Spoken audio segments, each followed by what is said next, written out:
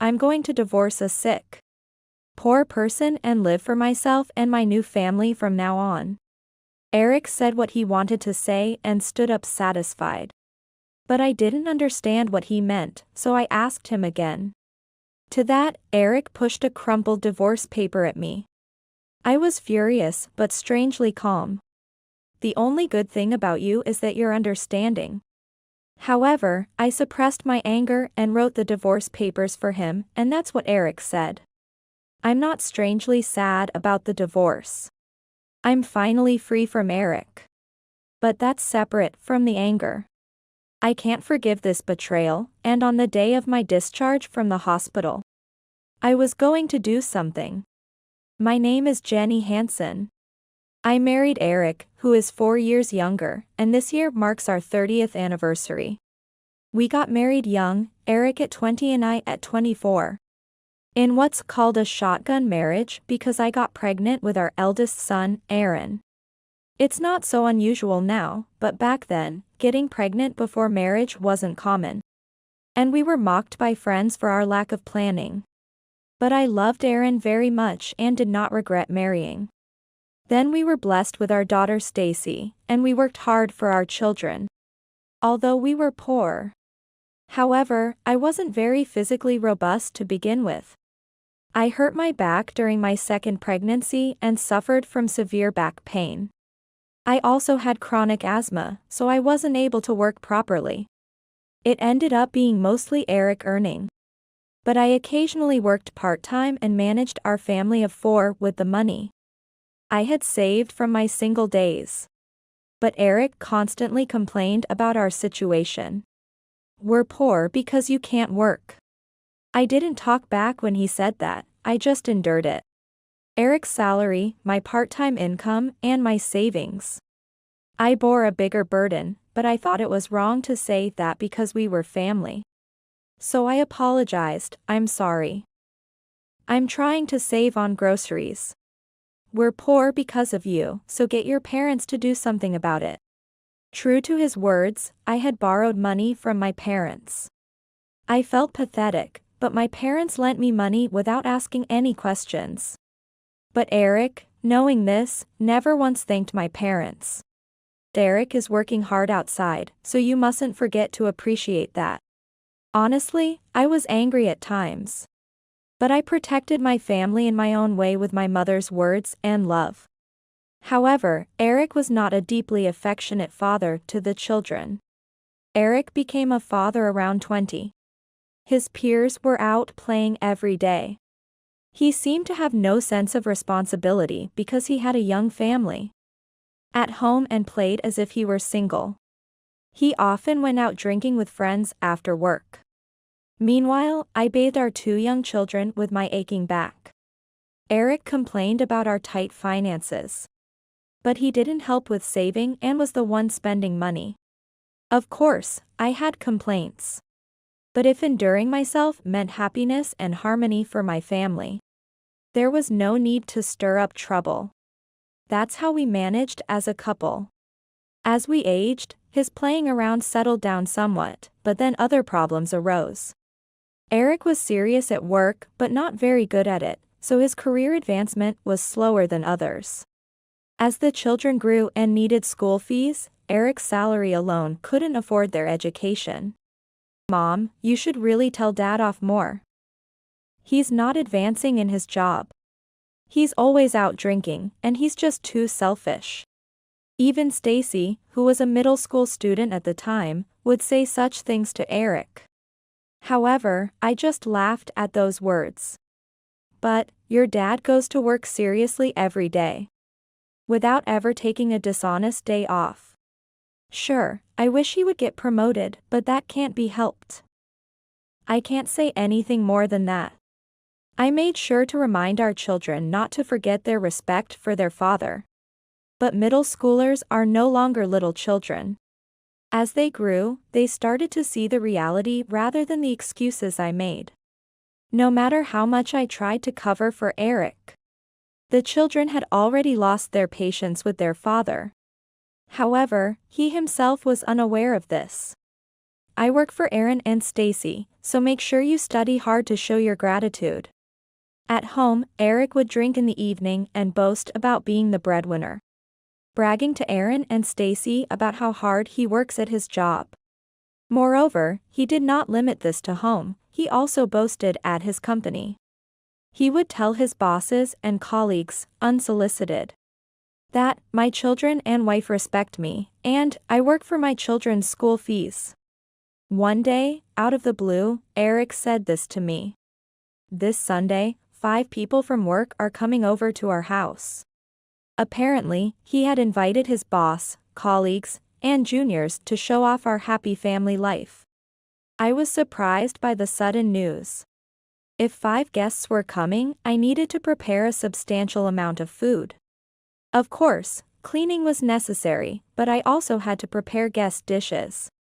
It's this Sunday, he said so easily, but today was already Thursday night. And he should know that I have to drive Aaron to his club activities on Saturday. This is so sudden. And on Saturday, I blurted out. But Eric frowned at my words and said, "It's Aaron's transport, right?" I know. That's why I chose Sunday, as if he had no remorse. Does he think the house will clean itself and food will appear without effort? I was astonished, but since it was already promised, there was nothing I could do. All right, I understand. I'll manage somehow. From that day, I prepared late into the night to be ready for Sunday's hospitality.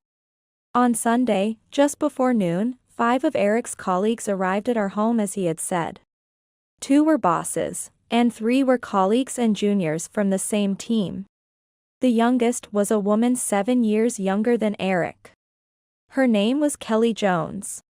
Because she was the youngest, she offered to help me. "Mrs. Hanson, may I use these plates?" "You don't need to call me Mrs. Hanson." "Yes, feel free to use the plates." Perhaps because Eric and the bosses were discussing work, I had various conversations with her. "Kelly, are you married?" "No. Actually, I just broke up with my boyfriend." We talked about personal things, and she really liked the pickles I made for the meal. Asking for the recipe. "Mr. Hanson always brags about how delicious your cooking is."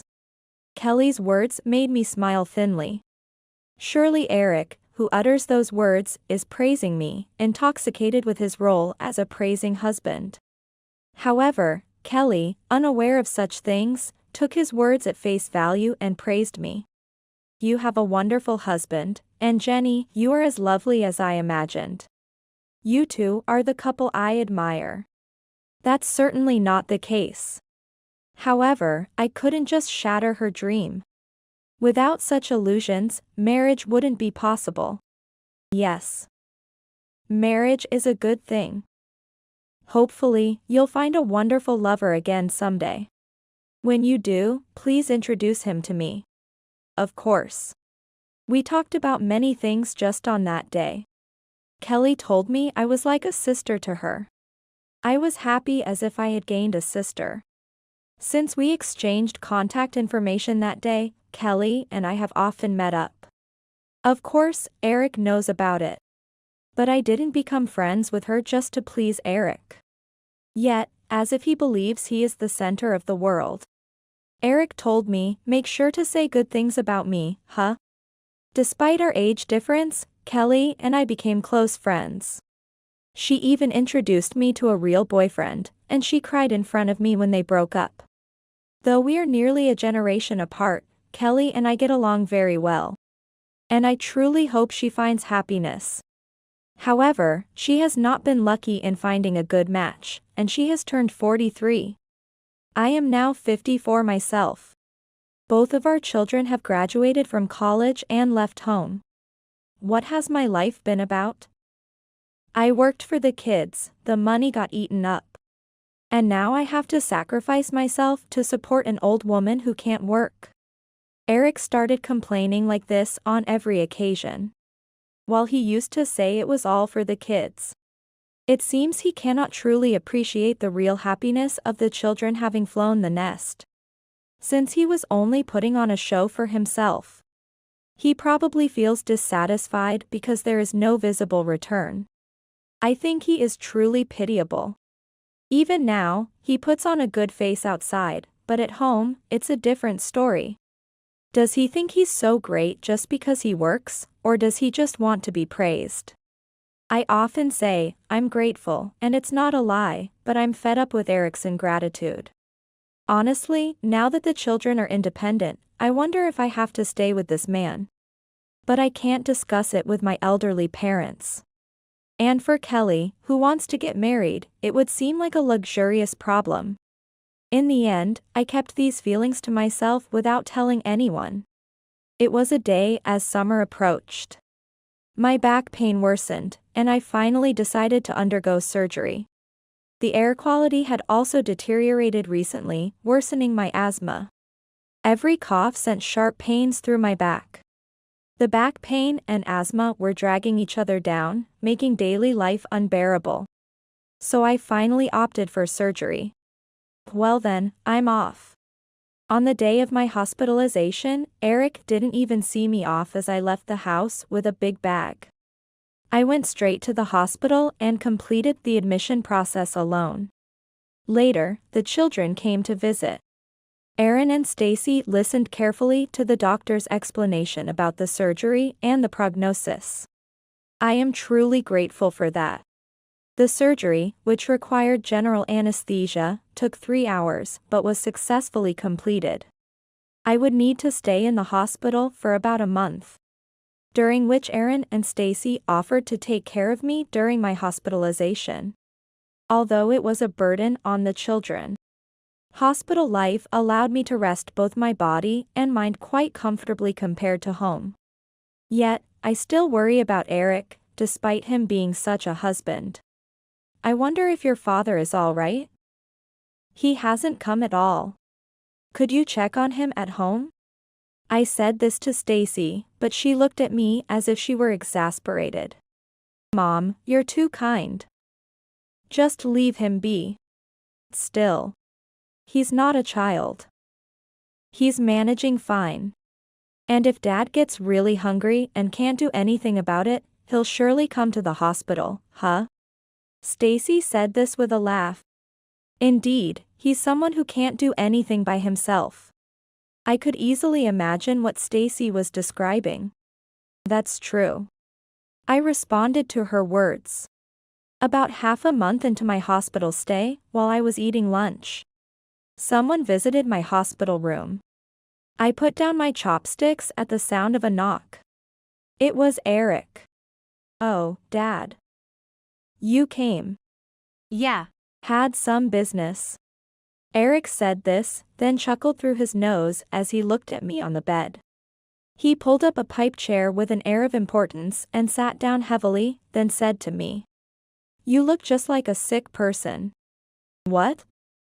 Oh, right. I am indeed sick. I laughed, thinking it was a joke, but Eric continued. Not working and sick, you're always going to be my burden, aren't you? What? That's why I've decided. I'm going to divorce a sick, poor person and live for myself and my new family from now on. Eric said what he wanted to say and stood up satisfied. Divorce? A new family? What do you mean? I was more confused than shocked, so I asked Eric again. She's pregnant. So, I've decided to marry her. That's why, please sign the divorce papers. Then, Eric took out a folded divorce paper from his back pocket, unfolded it, and handed it to me. Seeing the crumpled paper, I finally caught up with what was happening. But my irritation with Eric, who never considered my situation or feelings, continued to grow. All this time, I had endured without saying anything, even wanting a divorce. But to be discarded like this, he truly was a devil in disguise. I hadn't realized Eric was cheating, and how foolish I was to have worried about him. I understand. With a single word, I signed the divorce papers. I was furious but strangely calm. The only good thing about you is your understanding. But as I suppressed my anger and filled out the divorce papers, That's what Eric said. After he left, tears started to flow from my eyes. But this was not out of sadness. It was the first time I had tears coming out of anger.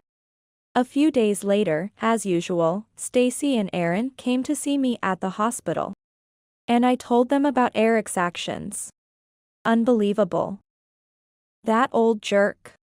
I agree with the divorce, but that's really the lowest of the low. Such a person isn't even human. It's embarrassing that our father is such a man. Both were more furious than I was, especially Stacy, who, like me previously, cried tears of anger. Anyway, Mom, don't worry about anything. Stacy and I are here for you. Thank you. Aaron said calmly, comforting me. But strangely, I wasn't sad. I was finally free from Eric. But the anger was different. I could never forgive this betrayal. After all, Eric only visited the hospital that one time. I faced my discharge day. After leaving the hospital, I would stay at Stacy's apartment, where she lives alone. I needed to go back home to pick up some stuff, so Aaron would drive me. Everything was settled, and just as Aaron was about to pick up my luggage, my phone rang. Oh, wait. It's a call. I was in an area where I could take calls, so I answered right there. The caller ID showed it was Kelly. Right, I needed to tell Kelly about the divorce. Thinking this, I answered the call. Hello? Jenny? I thought you might be getting discharged about now, so I called. Oh, that's right. I was discharged safely today. Thanks for calling. Kelly responded with a cheerful voice. I should be the one thanking you. Thank you for divorcing Eric. What? I was stunned by what I heard from Kelly on the other end. Why did she already know about it? And why was she thanking me for it? Had Kelly ever called my husband Eric before? All the questions flooding my mind were answered by Kelly's next words. From now on, leave Eric to me. The three of us, with the baby coming, will be happy. My hand holding the smartphone trembled. Aaron looked at me curiously, but I couldn't hide my anger. Even so, this is a public place. Without letting my anger explode, I muttered softly. Kelly. So you were the affair partner. An affair? Eric told me that his marriage with you had already failed. And that I'm practically his real wife. I don't want to hear those excuses, let's all sit down and talk about this once. Why do we need that when it's over between you two? Anyway, I have to get back to work. Eric asked me to do something, and I'll contact you later. Kelly then hung up the phone. Aaron, who had overheard my phone call, stood there in disbelief. Of course, Aaron knew Kelly well since she had visited our house and even played with him. He must be shocked too. I can't forgive those two. That's just too low. Aaron, please take me to your father's workplace. Upon hearing this, Aaron looked surprised, but after understanding why, he nodded strongly. Right after being discharged, I had Aaron accompany me straight to Eric's place of work. When we parked the car in the visitors' parking at Eric's workplace, Aaron supported me. We entered the building and headed to the reception. I would like to speak with the president. The receptionist looked a bit troubled by my abrupt request and asked, Do you have an appointment? No, this is an unexpected visit. I'm sorry, but without an appointment. But, it's important. The receptionist apologized, but I persisted.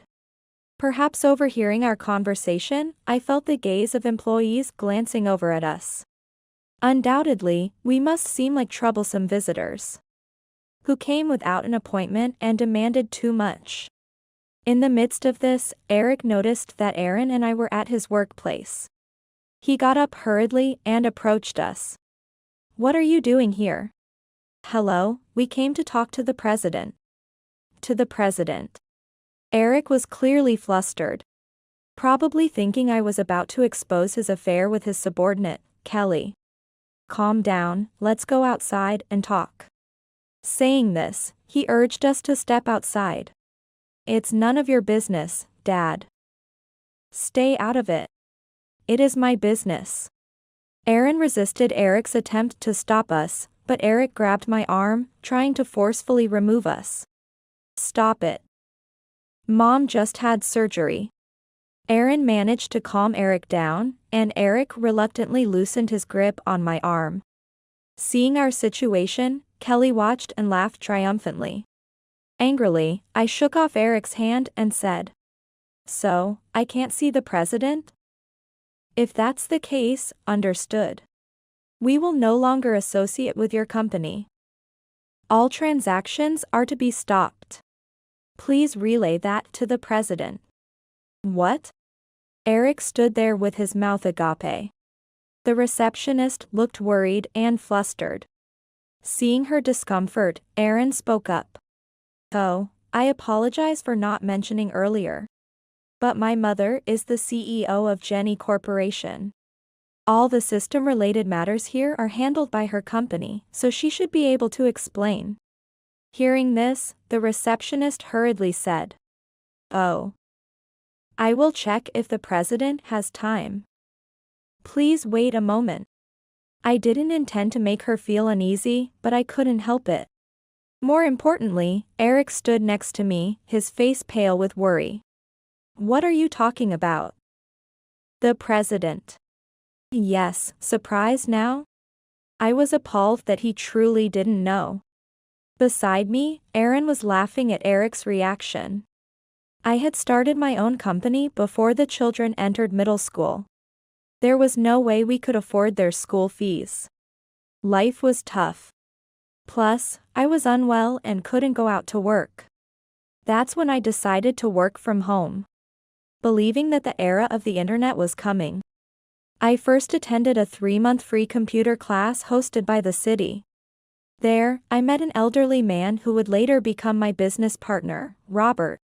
He had been a banker dealing with investments. He came to learn the basics of computers, because he believed that transactions would mostly move online in the future. But at the time of joining, he was already quite knowledgeable about computers. He helped me with my problems and even taught me some tricks. He was like a father figure to me. As we got to know each other, we would chat, and Robert asked me one day, "Jenny, why did you decide to learn about computers?" Actually, I confided in Robert as if seeking life advice. I told him that I couldn't send the kids to the schools they hoped for without making money from home. That's why I came here. Robert crossed his arms after hearing this. Honestly, earning enough for tuition from home is. I know. But I thought it's better than doing nothing. Robert smiled warmly after hearing my words. "If you'd like, I can introduce you to my son. He's a systems engineer and could teach you much more than what's available here. He's busy, so he might not have much time, though." Really? I would love to learn everything I can. True to his word, Robert introduced me to his son. I learned a lot from him, and during our sessions, he suggested that rather than just working from home, I should start a company. I had no confidence at first. However, a company wanted to try using a system that was based on advice from Robert's son. From then on, it was a cycle of studying and working every day. Of course, I could do all this from home without neglecting my household duties. Then, Robert invested the initial capital, and I established the company as the president. We didn't have an office, and all employees worked from home. Most of them were housewives. We introduced a flex-time system to ensure that everyone could work comfortably without stress. This method of working from home with flex-time was beneficial not only for mothers with young children who couldn't leave the house, but also advantageous for the company, because it meant someone was working 24 hours due to different working hours. Gradually, the company grew, hiring more employees and improving performance. Those whose children were older could study the systems more thoroughly and grow into engineers. And now, I am the president of a company that employs 900 people worldwide. Thanks to this, my children could advance their education without any financial difficulties. I never told Eric to avoid hurting his pride, but I earned all the tuition money. It was less than 3 minutes after the receptionist made the call when the president of Eric's company came rushing over. He greeted me politely. Ignoring a flustered Eric, Aaron and I were led to a meeting room. My husband has been under your care. So I had been providing our company's system to you at a very low price. However, he is no longer related to me.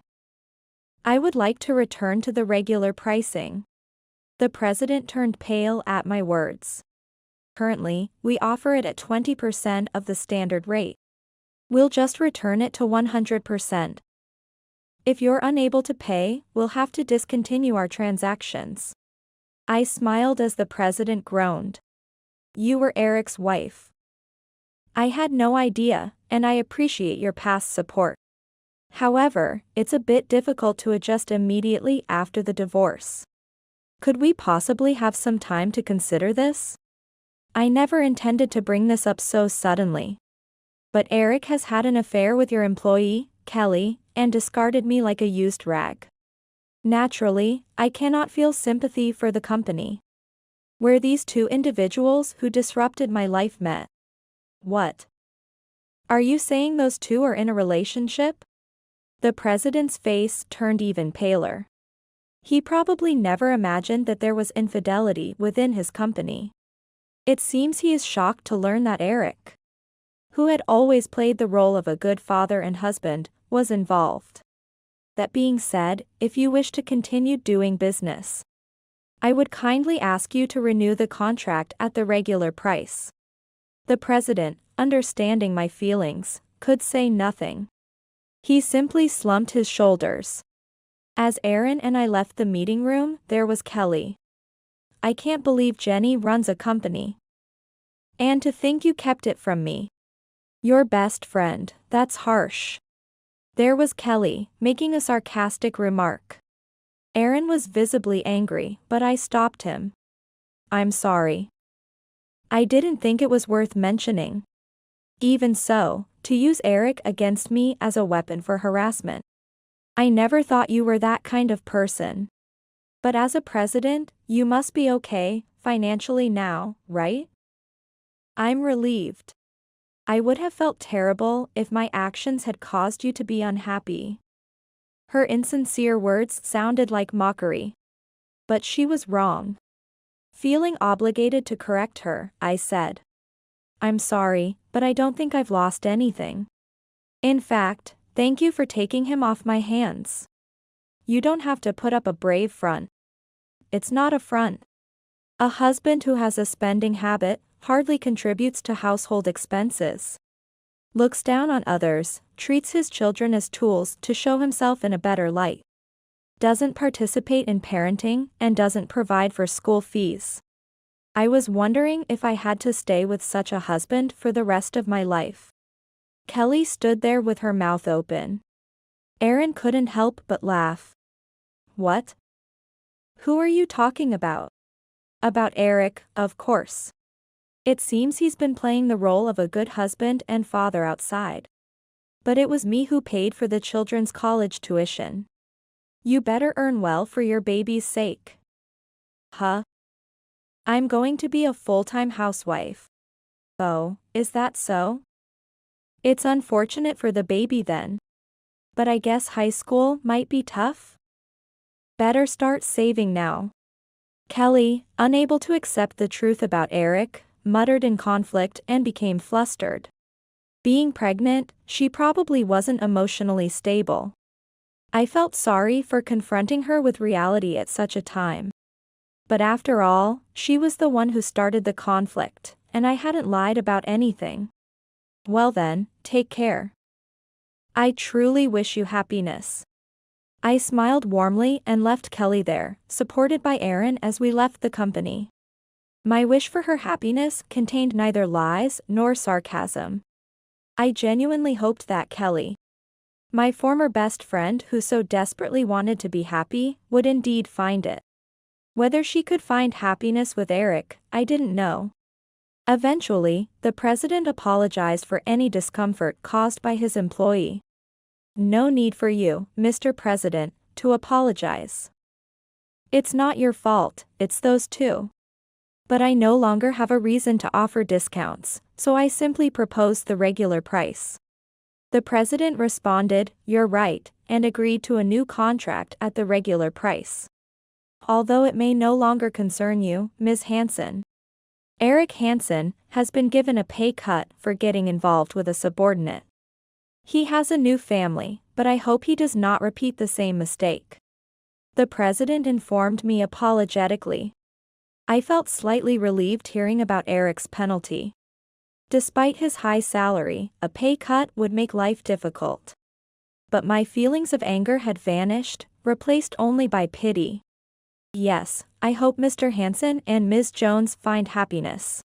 The president smiled wryly in response. They have already been fighting. Kelly has returned to her parents' home and is on leave from work. Apparently, she's claiming she was tricked into a fraudulent marriage.